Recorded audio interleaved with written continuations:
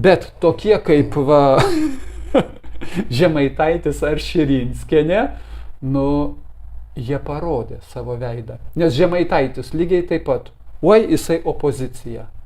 Ką jisai apie 4 kartus sutartyje pasakyta, Amerika turi teisę į tą Lietuvos žemės lopinėlį. Mes neturim teisės. Į bazės Šiauliuose lopinėlį Lietuva teisės neturi. Tik Amerika. Kaip ir dabar tos naujos Vokietijos irgi tas pasidaro. Nežinau, ar gal ten bus parašyta, kad Lietuva turi teisę į viską, į visus pastatus, į kontrolę jų, į žemės teritorijos kontrolę. Taip. Amerikos bazėje parašyta, kad Lietuva Lietuvos Amerikos sutartyje parašyta, Lietuva neturi teisės.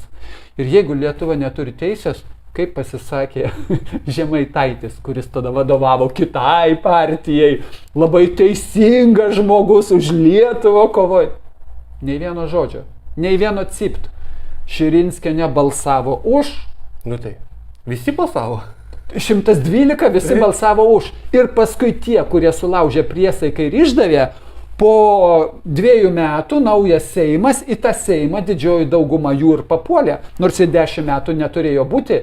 Ir šitam kontekste nei vienas cipt nepadarė, nes sistemai privalėjo prabalsuoti. Sisteminiai visi.